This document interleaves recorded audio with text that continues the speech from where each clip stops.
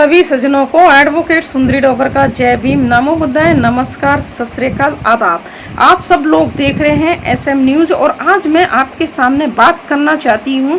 Supreme court यानी भारतीय उच्चतम न्यायालय ने सुप्रीम कोर्ट के वरिष्ठ अधिवक्ता यानी सीनियर एडवोकेट प्रशांत भूषण को कोर्ट ऑफ कंटेम्प्ट के केस का दोषी पाया है, यानी अदालत की अवहेलना, अदालत की अवमानना के केस में दोषी पाया है। और 20 अगस्त को प्रशांत भूषण जो सीनियर अधिवक्ता है उनको इस केस में सुप्रीम कोर्ट सजा सुनाएगी। तो लोगों के दिमाग में ये आ रहा है कि कोर्ट ऑफ कंटेम्प्ट का जो है ये केस क्या है, कोर्ट ऑफ कंटेम्प्ट कब नहीं लगती है और कोर्ट ऑफ कंटेम्प्ट किन लोगों पर लगती है। इस तरीके के विचार लोगों के दिमाग में है। कई लोगों ने मुझसे पूछा कि कोर्ट ऑफ कंटेम्प्ट क्या है। तो कोर्ट ऑफ कंटेम्प्ट के विषय में जो भारतवर्ष के कुछ प्रतिष्ठित व्यक्तियों का मानना है कि कोर्ट ऑफ कंटेम्प्ट जो है ये बोलने की अभिव्यक्ति यानी बोलने की आज़ादी, बोलने की स्वतंत्रता पर उन्होंने खतरा माना है कोर्ट ऑफ कंटेम्प्ट को।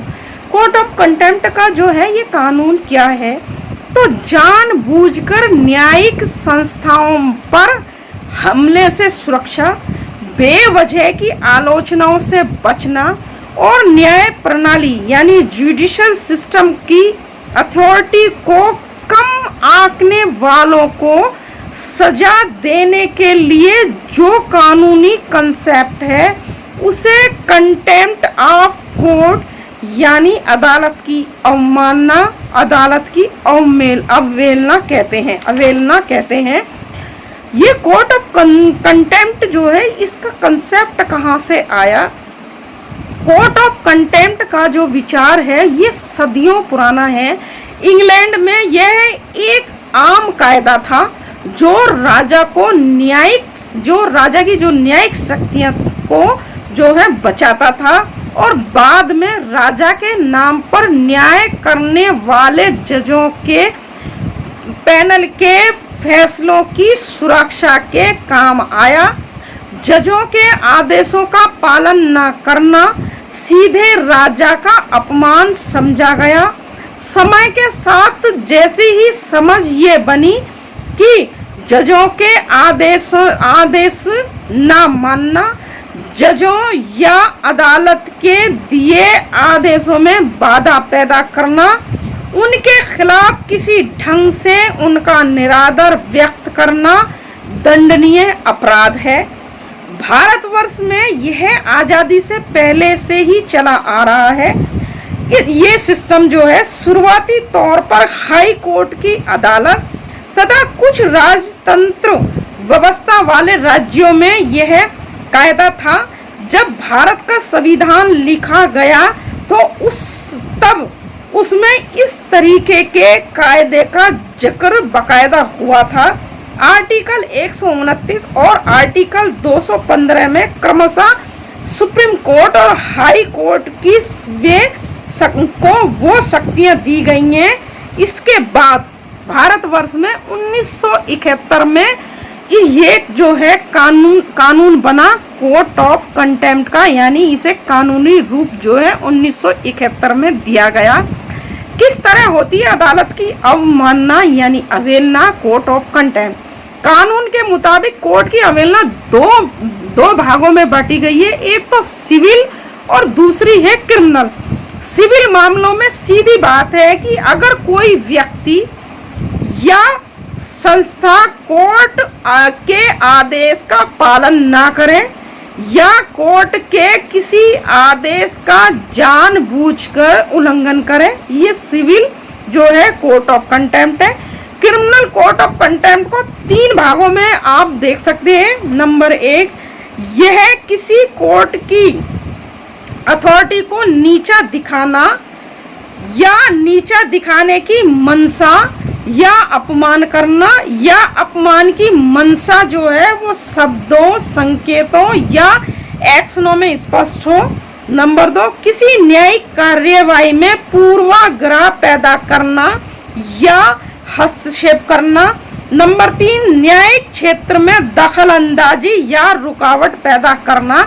ये सब कोर्ट ऑफ कंटेम्प्ट है। लेकिन कोर्ट ऑफ कंटेम्प्ट कहाँ नहीं लगती है? कोर्ट ऑफ कंटेम्प्ट वहां नहीं लगती है जहां सही और सटीक बात हो, यानी तथ्यपूर्ण बात हो, तो और वो कोर्ट जो है वहां पर पेश किया जाए तो वहां कोर्ट ऑफ कंटेम्प्ट नहीं लगती है।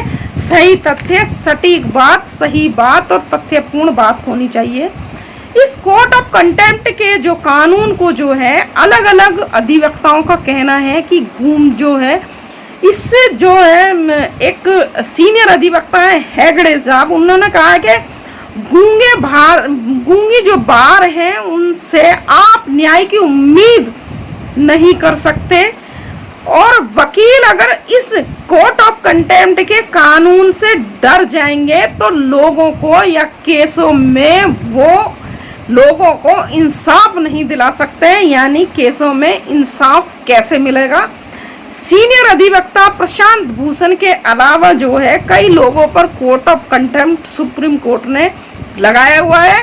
वहां के वरिष्ठ अधिवक्ताओं का सुप्रीम कोर्ट के अधिवक्ताओं का कहना है कि ये जो है प्रशांत भूषण को जो है भारतीय जनता पार्टी के इशारे पर, यानी केंद्र में जो सरकार चल रही है उनके इशारे पर इनके इस तरीके का इनके साथ में सुप्रीम कोर्ट ने जो है व्यवहार किया है, क्योंकि जो ट्वीट किए हैं वो ट्वीट जो है सुप्रीम कोर्ट की कहीं भी किसी भी तरीके से अवहेलना यानी उसके जो है अवमानना में कहीं नहीं आता है।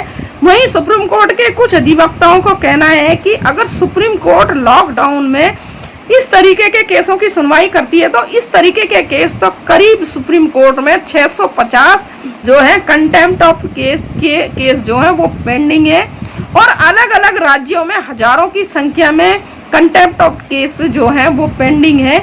जबकि कुछ लोगों का ये कहना है कि इस काले कानून का, अधिवक्ताओं का कहना है जो सीनियर अधिवक्ता हैं, इस काले कानून को जो है कई देशों में समाप्त किया जा रहा है, और इस देश में इस तरीके की जो है आज़ादी, जो लोगों की बोलने की, अधिवक्ताओं की जो आज़ादी, अभिव्यक्ति की जो आज़ादी है, उस पर ये पाबंदी लगाने का, सरकार के इशारे पर काम करने का काम जो है ये सुप्रीम कोर्ट कर रही है।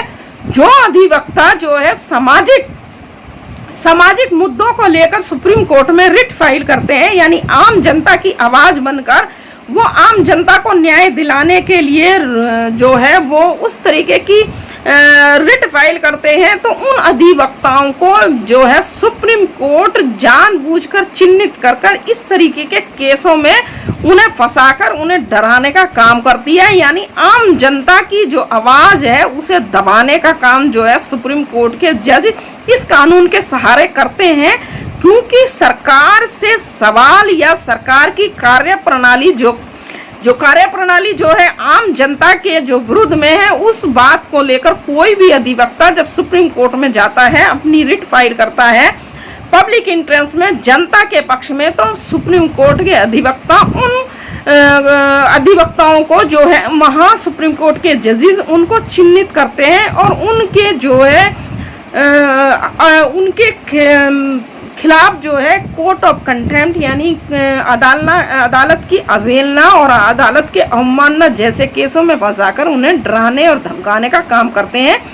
सीनियर अधिवक्ताओं का, सुप्रीम कोर्ट के लोगों का, जो अधिवक्ता वहाँ जो काम कर रहे हैं और जो लोग वहाँ और हैं जो अधिवक्ताओं के साथ जो उनके जो क्लर्क हैं, उन लोगों का भी ये कहना है कि सुप्रीम कोर्ट को कोई अधिकार नहीं है कि वो किसी अधिवक्ता को धमकाए सटकाए, क्योंकि धमकाने सटकाने का काम तो गुंडे माफियाओं का काम होता है और डर बैठाने का काम जो होता है वो गुंडे माफियाओं का काम होता है। अगर सुप्रीम कोर्ट के जजों को धमकाने सटकाने का काम और डर बैठाने का काम ही करना है तो गुंडे माफियाओं में और जजों में कोई अंतर नहीं है। उन्हें अपने जज की कुर्सी छोड़कर जो है इसी काम में लग जाना चाहिए, यानी उन बदमाशों के साथ ही मिल जाना चाहिए। ऐसा जो है सुप्रीम कोर्ट के कई अधिवक्ता, जो सीनियर अधिवक्ता है, उनका ये कहना है। वहाँ के क्लर्कों का कहना है कि सुप्रीम कोर्ट को कोई राइट नहीं है, कोई अधिकार नहीं है इस तरीके से वकीलों के साथ में जो है व्यवहार करने का।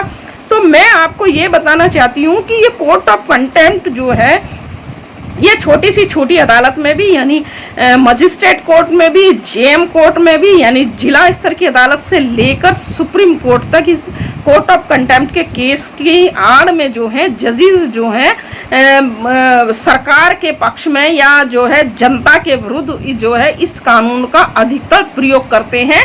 जो अधिवक्ता आम जनता की आवाज उठाता है, जो रोजगार की आवाज उठाता है, जो रोटी की आवाज उठाता है, जो अस्पतालों के लिए आवाज उठाता है, जो सड़कों के लिए आवाज उठाता है, जो सरकार, जो किसी भी तंत्र के, जो तंत्र यहाँ भारत सरकार के अधीन है और उस तंत्र में गलत कार्य हो रहा है, यह गलत जनता के विरुद्ध कोई गतिविधि हो रही है, उसको लेकर अगर अदालतों में जाते हैं तो अदालत अक्सर यही रुख अपनाती है और अधिवक्ताओं को इस कोर्ट ऑफ कंटेम्प्ट के केस का भय दिखाकर, डर दिखाकर उनको अपने कार्य से भी जो है वो नियमित नहीं करने देती, क्योंकि आम जनता के विरुद्ध या आम जनता की आवाज जो है वो कोई भी, हर कोई अधिवक्ता नहीं उठाता है किसी भी कोर्ट में। लेकिन जो लोग, जो अधिवक्ता इस तरीके की आम जनता की आवाज को उठाकर, आम जनता की परेशानियों को उठाकर, आम जनता की सारी चीजों को उठाकर अदालतों में जाते हैं तो उन्हें भी अदालत जो है सही तरीके से न्याय नहीं देती है, दोयम दर्जे का, दोयम प्रणाली उनके साथ अपनाती हैं। ये कोर्ट ऑफ कंटेम्प्ट का कंसेप्ट था। कोर्ट ऑफ कंटेम्प्ट को क्या है ये मैं आपको बताना चाहती थी। अंत में आप सब लोगों को मेरा जय भीम, नमो बुद्धाय। अगर आपने अभी तक हमारा चैनल सब्सक्राइब नहीं किया है तो सब्सक्राइब करें और घंटी का बटन बिल्कुल भी दबाना ना भूलें ताकि सभी लेटेस्ट खबरें पहुंच सकें आप पे सबसे पहले।